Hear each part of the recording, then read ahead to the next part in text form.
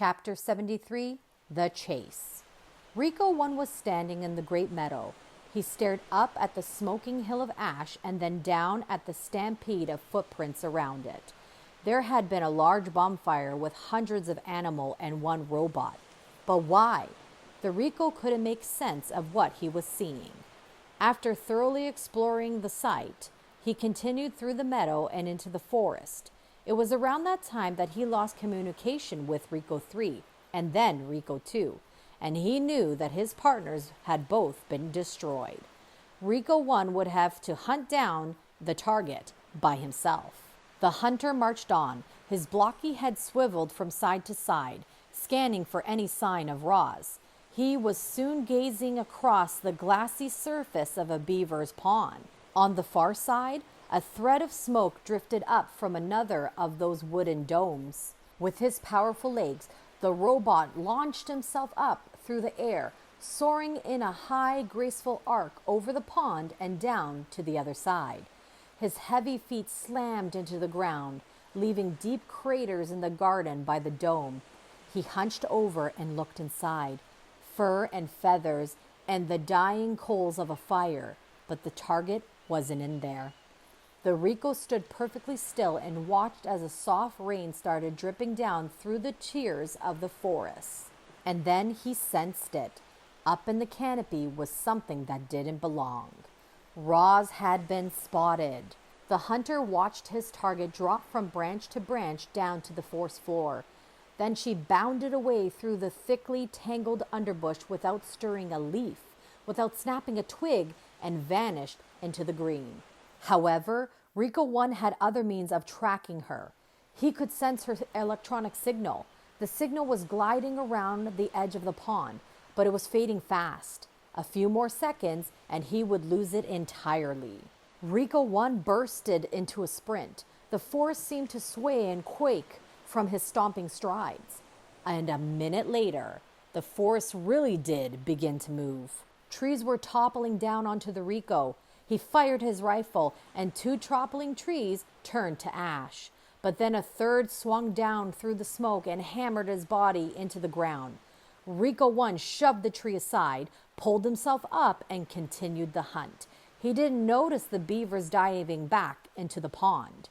Rico 1 tore through brambles and leaped over boulders, and suddenly the ground was caving beneath him. Down he fell into a deep pit, crashing against the bottom and twisting his leg.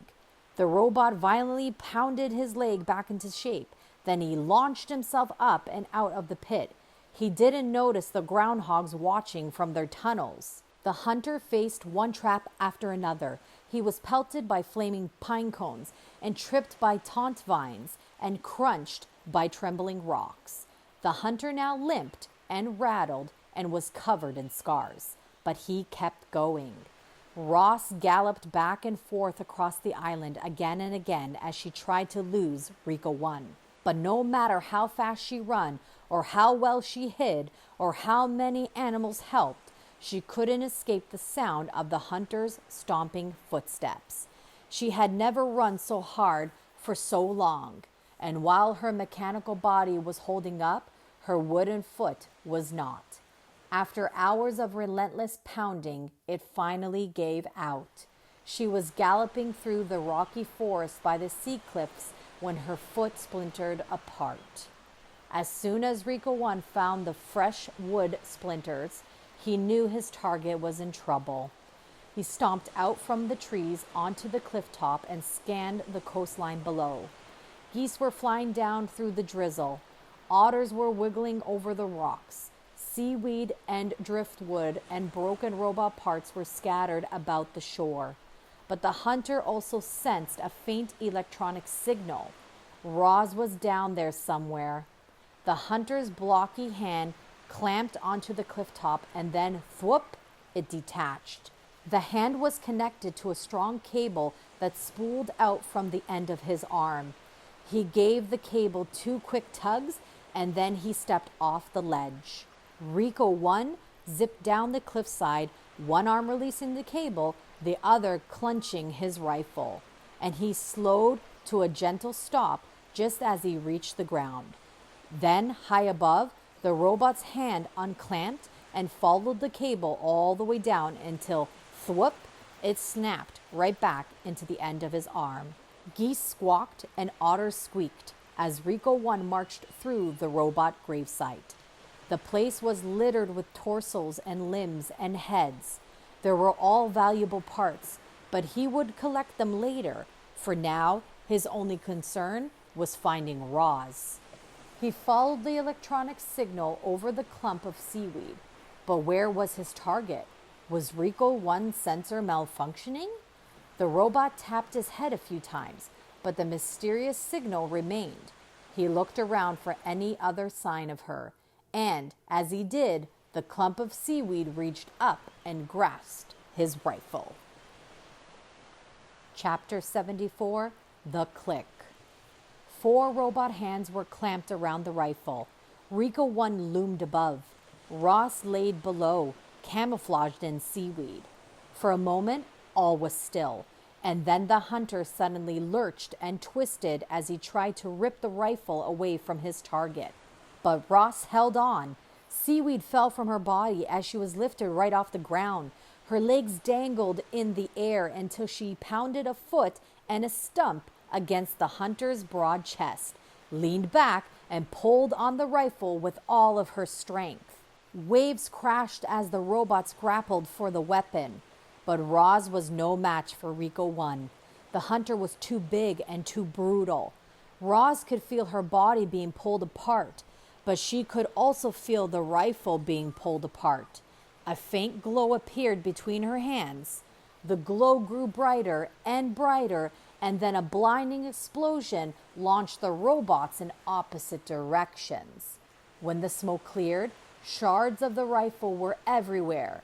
Rico's body was pocketed with holes, and one arm was charred and crippled. Roz's arms and legs had been blown completely off. She was now just a torso and a head. Inside her computer brain, our robot's survival instincts were blaring. Her battered body simply could not take any more damage. Clearly, Roz was not designed for combat, but the Rico was. He pulled himself to his feet and hobbled towards his target. Roz wanted to get up and run away, but without arms and legs, our robot couldn't move. She could only speak. "Please do not deactivate me," she said. Rico 1 ignored her. His blocky hand reached past her face and touched the back of her head. Click. Chapter 75, The Last Rifle.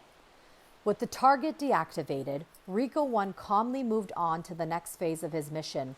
He limped over the gravesite and began collecting every single robot part. He splashed into the shallows and returned with a foot. He shook the sand from a cracked torso. He pulled a head from a tide pool. Each part was then piled around Roz's lifeless body. Brightbill watched in horror as his mother slowly disappeared under the pile of parts. Roz looked just like the dead robot, but she wasn't dead. She had simply been shut down. "Don't do it, Brightbill." The flock tried to stop their leader. "It's too dangerous." But the goose was determined to bring his poor mother back to life. Brightbill crouched low to the ground and slowly moved toward the pile of robots. And when Rico 1 limped away to collect another part, Brightbill sprinted over the rocks, pushed past arms and legs, and squeezed into the pile. Click. A muffled voice echoed across the shore. "Hello, I am Rosium Unit 7134, but you may call me Roz." Brightbill hugged his mother's face as her computer brain rebooted. "Mama, wake up!" "What happened?" she said finally. "Where is the Rico?" "He's coming this way." "What were you thinking, Brightbill? You must leave now before he kills us both." "I was scared, Mama," cried the goose. "I didn't know what to do." Heavy footsteps stomped towards them. Robot parts were knocked aside, and then Rico 1 looked down with his glowing eyes. Brightbill tried to squirm away, but thick fingers locked around him like a cage. "Mama, help!" cried Brightbill as he was pulled up from the pile. "Please do not hurt my son," begged Ross. "He is harmless." Rico 1 paid no attention to Ross. He just held up the goose in his giant hands, ready to crush the life out of him. Mist swirled in the breeze. Waves sloshed against the rocks. Seagulls circled above. No, not seagulls, vultures. And one of them clenched something silver with his talons. The vulture spiraled down, and Rico III's rifle clattered to the shore. Geese and otters quickly surrounded the rifle. They squawked and squeaked and fumbled with the weapon, trying to aim the clunky thing. The hunter was confused. How had those animals gotten a rifle? And could they possibly know how to fire it? They did know. The geese had seen a trigger press before. A beam of light briefly flashed through the gloom. At first, it seemed as if nothing had happened. But a moment later, Rico's one's chest began glowing a brilliant orange, and then it was melting and oozing down his front, and soon there was a wide, gaping hole in the middle of his torso. His hand suddenly unclenched, and Brightbill fluttered away. Seawater sprayed over the gravesite, and steam hissed up from the Rico's scorching hot guts. He shook and twitched and collapsed beside Roz. Rico 1 turned his face to Ross and spoke in a quiet, garbled voice. More Ricos will come for you, and if you destroy them, still more will come. The makers will not resist until all missing robots have been retrieved. When? When will they come? Said Ross. How long do we have? You can still be fixed, Ross. Go to the airship and bring all the robot parts with you. The ship knows what to do. His voice went silent. His eyes went dark. Rico 1 was dead. Chapter 76, The Broken Robot. Geese and otters were bustling all around Roz. They were pulling arms and legs out from the robot pile and pressing them against her body. They were hoping to hear a thwip sound and that the robot's limbs would snap right into place and Roz would return to her old self and life on the island would go back to normal. But nothing happened. No matter what they did, the limbs wouldn't attach. Our robot's body was too badly damaged.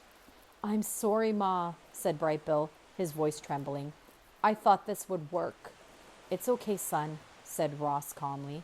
I am lucky I can still think and speak. The animals tried to smile at their poor friend, but they couldn't hide their sadness.